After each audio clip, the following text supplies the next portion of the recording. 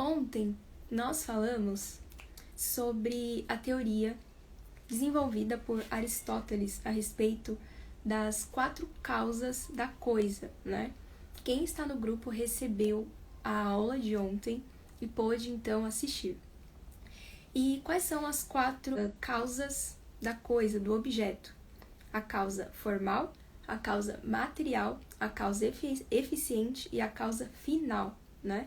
Então, a causa formal é a forma que determina que aquilo é aquilo. Por exemplo, uma mesa, ela é uma mesa porque tem forma de mesa. E a causa material é do que o material é feito, a coisa é feita, né? Causa eficiente é o que fez aquela coisa. E a causa final é qual o objetivo, qual o propósito daquela coisa, para que aquela coisa serve. E aí nós falamos também sobre a utilidade de uma faca, por exemplo. Você vai comer um jantar onde tem lasanha, carne, e como que você come esse alimento sem uma faca? Se você tem algo que precisa ser cortado, você não consegue cortar com uma colher ou com um garfo. Talvez você com muita força até consiga, mas a faca, porque ela tem a forma dela e ela tem esta causa final, esse objetivo, então ela desempenha essa função muito melhor, porque ela foi feita para aquilo. E aí, pensando que nós mulheres possuímos uma causa material em essência, né, diferente da causa material do homem, e nós possuímos também uma causa formal diferente da causa do homem, ou seja, nós temos uma forma diferente, né, da forma do homem, e que a causa final está diretamente relacionada com a causa formal e a causa material e a causa eficiente. Será que, então, nós, que somos criação de Deus, não temos valor? Ou será que não existe privilégio em ser mulher? Se nós fazemos parte da criação de Deus e possuímos características únicas, será que a gente pode afirmar que não existe privilégio em ser mulher? Nós ficamos ontem com esta pergunta, né? Será que existe privilégio em ser mulher? E hoje eu estou aqui para falar sobre os privilégios de ser mulher, que a autora, a Alice von Hildebrand, ela escreve no livro dela O Privilégio de Ser Mulher. E é um privilégio mais lindo, né, mais único que o outro.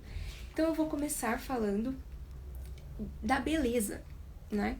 Bom, eu vou começar falando então a respeito da beleza, tá? É normal, é natural que as mulheres elas sejam mais belas que os homens. E as mulheres também possuem até maneiras de ficarem ainda mais belas, né? Nós podemos nos maquiar, nós temos vários tipos de roupas que nós podemos usar, a gente pode fazer 1000 coisas com o cabelo, a gente tem até procedimentos estéticos, mas o homem, ele toma banho e faz a barba, né? E corta o cabelo. Já nós mulheres, nós temos a tendência de ser mais belas. É mais fácil você encontrar mais mulheres bonitas do que homens, tá? Isso é uma característica da mulher, que é a questão da beleza. Nós temos traços mais delicados, né? Mais aconchegantes. A beleza da mulher, ela atrai, certo? E olha só, você consegue se imaginar em uma paisagem? Consegue imaginar que você está no meio de um lugar muito bonito, com árvores, com o som dos pássaros, e você olha e tem uma variedade de árvores, de plantas, de flores, né? Você também consegue olhar e enxergar uma cachoeira. Imagina este cenário, imagina que você está neste cenário. É tudo muito belo, vocês não acham? É tudo, assim, é tudo maravilhoso. Isso faz bem para nossa alma, toda essa beleza, né? Imagina quando Deus criou o mundo. Era muito melhor do que hoje a gente consegue imaginar. E tudo aquilo, né, depois que Deus terminou de criar o mundo, ele olhou e viu que era bom. Você consegue pensar em algo que é bom e que é belo. Por quê? Olha só, agora, vamos supor que você se teletransportou e você foi para um balcão, né? Um lugar cinza, escuro, fechado, que está todo pichado, está sujo. Você consegue encontrar beleza? Não existe beleza. Da mesma maneira que não existe bondade.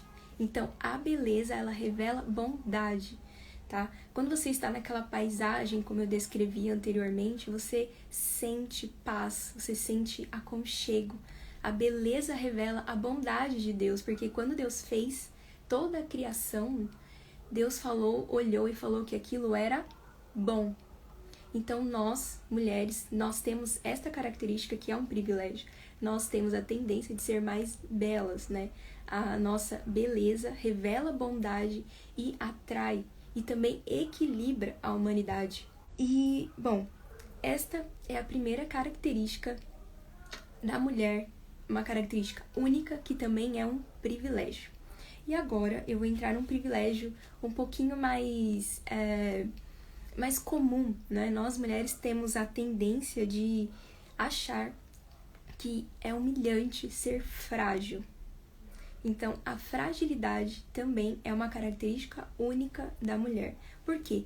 É inegável o fato de que homens são mais fortes fisicamente. Ninguém consegue contestar, né, essa informação. Já no próprio nascimento, né, o homem, até a característica hormonal dele já faz com que haja essa diferença. A estrutura óssea também, os músculos, tudo no homem é diferente da mulher. Então a mulher é mais frágil, a mulher é mais delicada, vulnerável.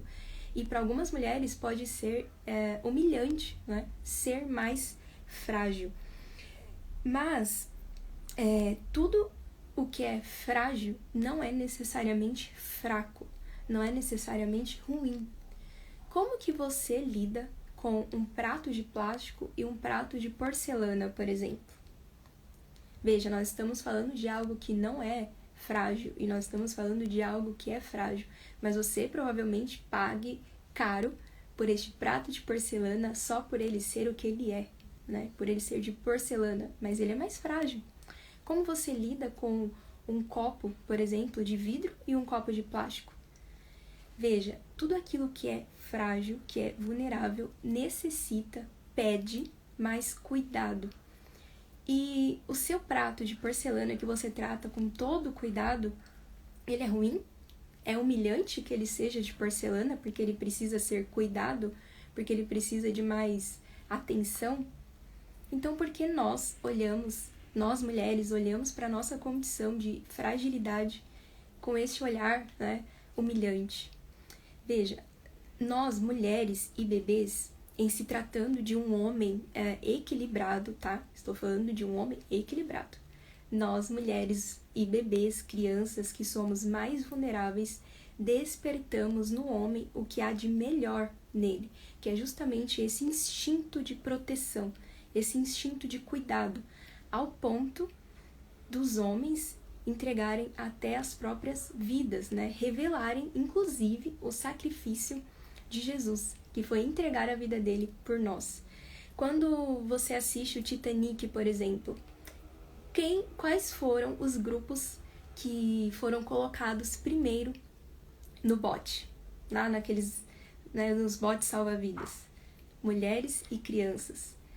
Homens consideraram aquelas vidas, por serem mais vulneráveis, consideraram mais preciosas. Inclusive, tem até um personagem que ele pula no bote, né? Ele rouba um colete e todo mundo que assiste aquilo considera aquele homem um fraco, certo? Olha só essa sensação que a gente tem, né?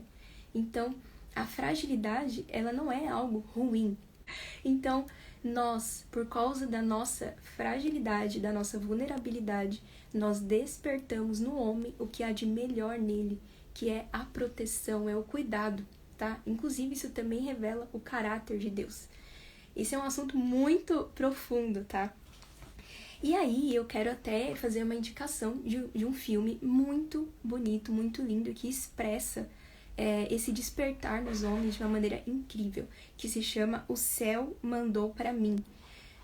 Conta a história de 4 homens que estão saindo de um assalto que eles cometeram numa cidade. É um filme bastante antigo. E eles encontram uma mulher que está em processo de parto numa carroça. Ela foi deixada. Aqueles homens, então, eles se sentem impelidos a cuidar daquela mulher. Eu vou acabar dando um spoiler aqui, mas vai valer a pena vocês assistirem mesmo sabendo, tá? A mulher acaba dando à luz, mas ela falece. E aquilo muda a vida daqueles homens. Porque aqueles homens que antes eram ladrões, perversos, eles se veem agora na condição e entendem a responsabilidade que tem de cuidar daquele bebê. Veja, antes um ladrão e hoje quase que um pai de um bebê que eles não conheciam, né? Então, a vulnerabilidade daquela mulher grávida, daquele bebê, despertou naqueles homens até mesmo uma regeneração, né? Eles foram transformados. E eles começaram a dar o melhor deles por aquele bebê. Então, anota aí, O Céu Mandou Para Mim, é um filme bem antigo. Ele está no YouTube, tá? Você consegue achar facilmente no YouTube. Então, olha só, associar que a mulher, por ser frágil, ela possui menos valor ou não possui valor, é negar a força que só a mulher tem.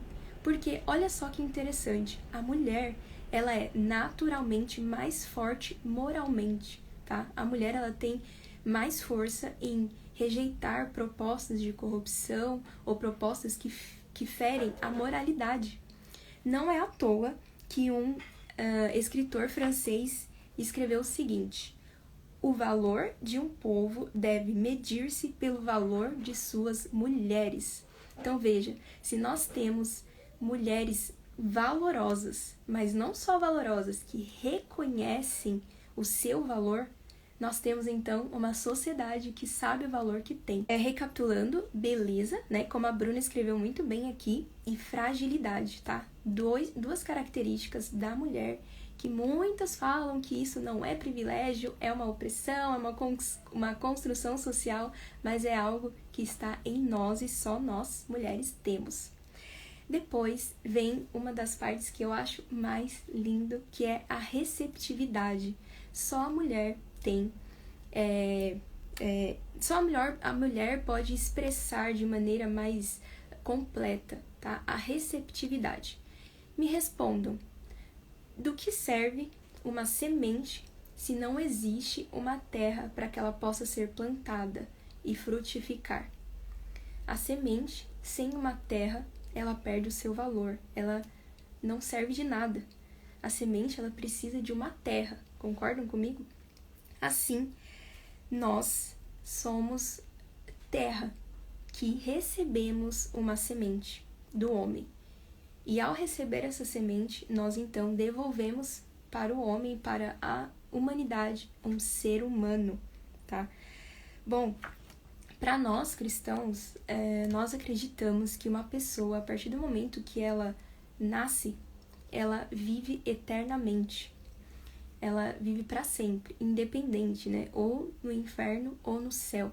Mas aquela pessoa, a partir do momento que ela recebeu vida, ela então vai viver eternamente. E aí, nós, mulheres, somos um instrumento escolhido por Deus para multiplicar a sua criação, né? E a partir de nós nascem mulheres e homens pelas quais Jesus deu a própria vida.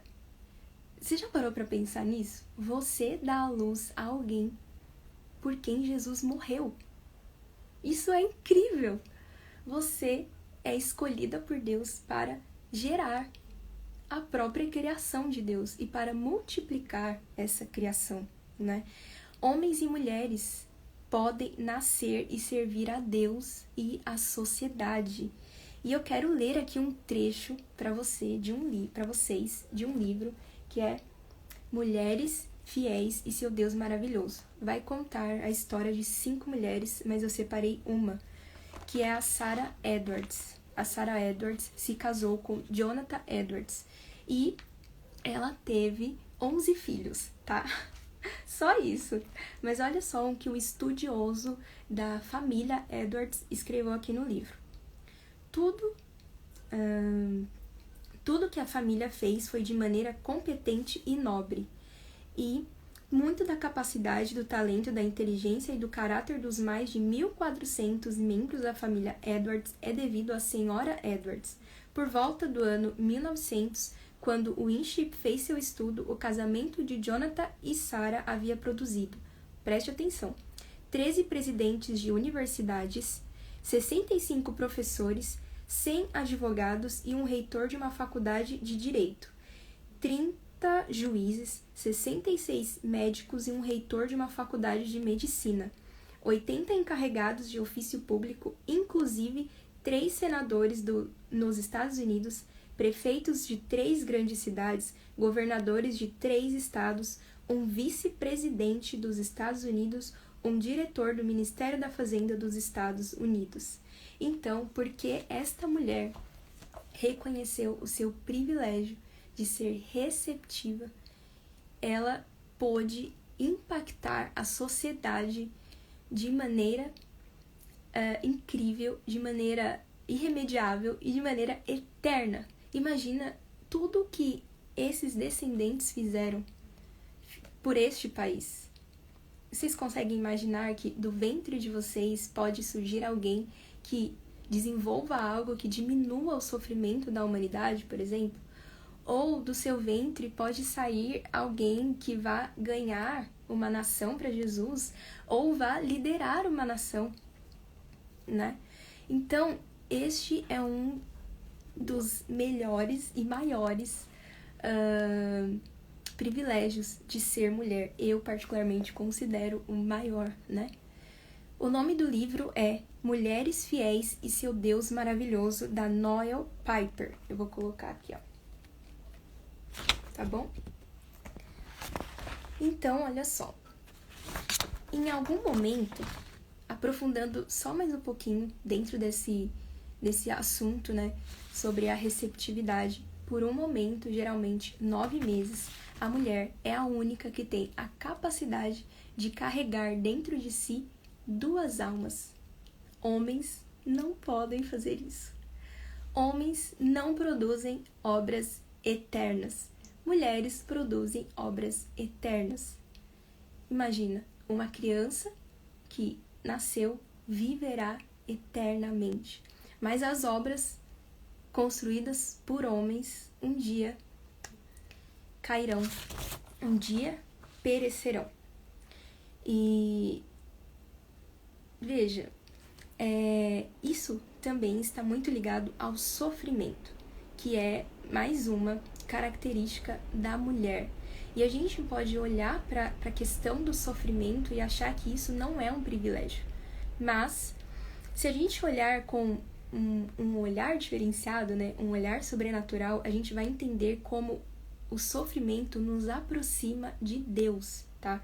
Então, geralmente o sofrimento da mulher está ligado ao seu ciclo, à sua biologia. Existem mulheres que sofrem com fortes cólicas por conta do seu ciclo menstrual. Ela sofre de muitas cólicas, chegam a desmaiar de dor e tal. Ou então, as mulheres, né, a maioria das mulheres, elas dão à luz em muitas dores. Aquelas que não fazem cesárea, elas têm um parto normal, elas geralmente sofrem muitas dores. E isto está diretamente ligado ao sofrimento de Jesus na cruz. Imagine Jesus lá na cruz, padecendo, né, desfalecendo, sofrendo uma dor que imensurável. Por que ele estava sofrendo? Porque ele escolheu sofrer aquela dor. Aquela dor anunciava a nova vida que ele estava morrendo, sofrendo para nos dar. Então, mulheres que recebem, né, a semente, ao entregarem um ser humano, elas sofrem aquela dor, mas elas também entregam uma nova vida. Então, isso também revela o caráter e o sofrimento de Jesus Cristo, tá? Mas tem algumas questões também intrínsecas, né? O sofrimento, ele tem a capacidade de nos deixar mais próximos de Deus. E aí vem uma outra questão que também é um privilégio da mulher, que é justamente o sentimentalismo.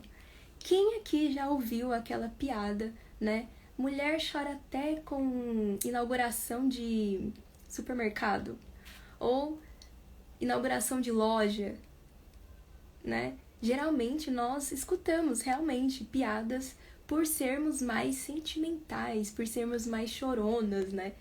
Por sermos assim, mais amáveis. A gente tem mais sensibilidade, nós realmente somos mais sensíveis. Isso também tem a ver com a nossa forma, a gente é mais sensível até no corpo, né? Nós somos também mais macias. E o sentimentalismo, ele também nos aproxima de Deus, por quê? Porque a mulher, por ser mais sentimental, ela tem mais facilidade em sentir sentir compaixão, em sentir a dor do outro. Ela consegue olhar para alguém e enxergar aquela pessoa como um indivíduo. As mulheres, elas têm mais facilidade de enxergar a humanidade do próximo, mais facilidade do que os homens. Isso está na nossa estrutura, tá? E aí também, por olhar o próximo, enxergar a humanidade e sentir a dor, nós também temos mais facilidade de sentir compaixão, sentir misericórdia. E aí, olha só que interessante, né? Nós temos também mais facilidade de nos humilhar, no sentido de nos compadecer, de sentir aquela... de ser realmente mais sensíveis, né? Nós somos mais quebrantadas. Não é à toa que você encontra mais mulheres servindo a Deus do que homens. Então, algo que para muitas parece um prejuízo, para nós é algo que nos aproxima de Deus. E olha só, em Salmos 51, 17b, diz assim: a um coração quebrantado e contrito não desprezarás, ó Deus.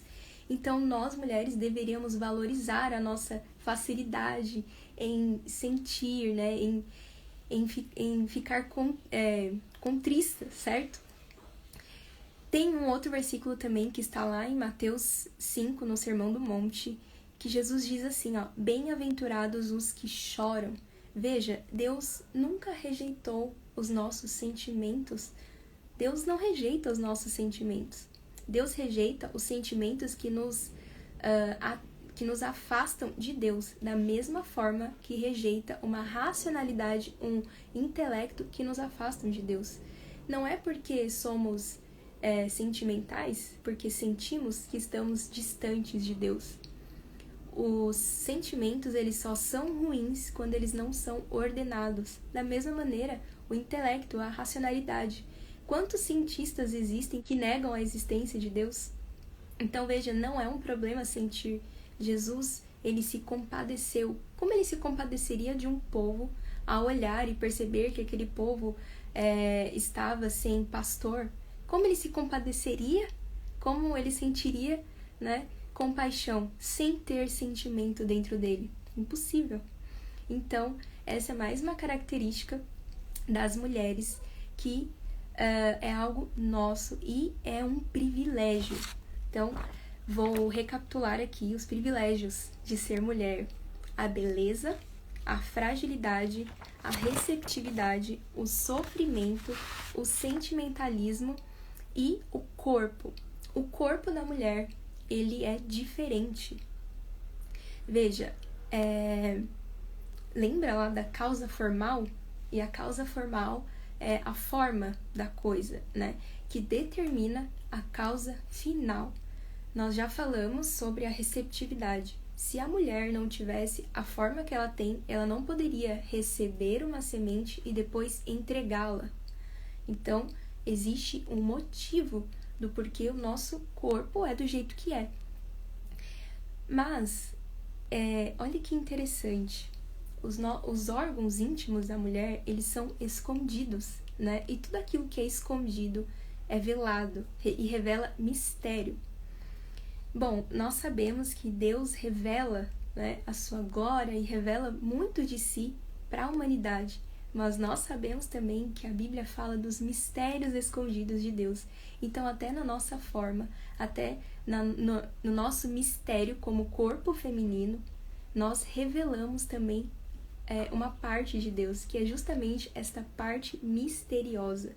O corpo da mulher também, ele é eu até escrevi a palavra curvilíneo, né? Nós temos curvas e isso expressa aconchego. Faz um exercício comigo. Se você chega numa casa e tem um tijolo e tem um sofá bem fofinho, bem macio, onde que você vai preferir, né, se recostar? Onde você vai sentar? No chão, no tijolo ou no sofá macio? Então, o corpo da mulher, ele tem essa maciez, esse aconchego justamente para atrair para si, né? Para nutrir também o outro com amor, com aconchego, com carinho, com consolo. A mulher, ela tem essa capacidade, né, de consolar. Então, quando uma criança está correndo e cai, ela corre direto para a mãe para receber aquele consolo, aquele aconchego. É uma característica também do corpo, né, da mulher, que é a questão das curvas, que revelam aconchego, maciez. O corpo da mulher também expressa a causa eficiente. Por isso que vocês precisam depois escutar a aula de ontem, porque a causa eficiente, ou seja, o que fez a coisa, nós cremos que Deus nos fez. E nós cremos que Deus não só nos fez e nos deu vida no momento em que nos fez, mas também nos mantém vivos diariamente. Ele nos nutre com vida. Da mesma forma, a mulher, o corpo dela é preparado para nutrir, para dar alimento, para manter vivo aquilo que ela mesma gerou. Então, olha só, mais uma vez, o corpo revelando características de Deus, né? A nutrição, o alimento. Nosso corpo, ele foi preparado para isso. Mais uma vez, a causa final. Nós somos do jeito que somos porque temos uma finalidade que só nós podemos cumprir, tá? Bom, vocês sabem que Jesus, ele, quando veio ao mundo, ele não chegou aqui como um homem já crescido. Pelo contrário, ele se humilhou, se tornando uma sementinha. E ele foi, então, gerado dentro do corpo de uma mulher. Isso elevou o valor de uma mulher. Deus escolheu uma mulher para gerar o seu próprio filho. Se lembram lá na criação do mundo, onde uma mulher trouxe o pecado para o mundo? Veja, agora Deus então escolheu uma mulher para trazer o seu próprio filho para o mundo, para gerar o filho que seria a resposta para a humanidade, a redenção para a humanidade.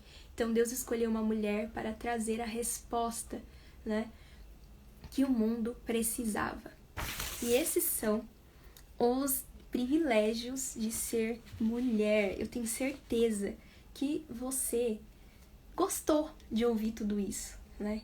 Mas eu te faço uma pergunta agora. Por que será que nós, muitas das vezes, não conseguimos enxergar estes privilégios? Por que será? Será que a nossa visão, ela está errada? Olha só, aqui, agora, eu coloquei um óculos para você nunca mais esquecer deste exemplo que eu vou te dar. Eu não preciso usar óculos, mas eu coloquei esse óculos aqui, eu olho para o papel e eu não enxergo. Eu não consigo enxergar, por quê? Porque eu estou usando lentes, eu estou colocando algo que está impedindo a minha visão aberta, a minha visão completa. Vou até tirar porque começou a me dar dor de cabeça. Será que nós estamos com alguma coisa, né, na nossa visão, na nossa maneira de enxergar o mundo e de enxergar até nós mesmas, que está fazendo com que a gente não veja os privilégios de ser mulher?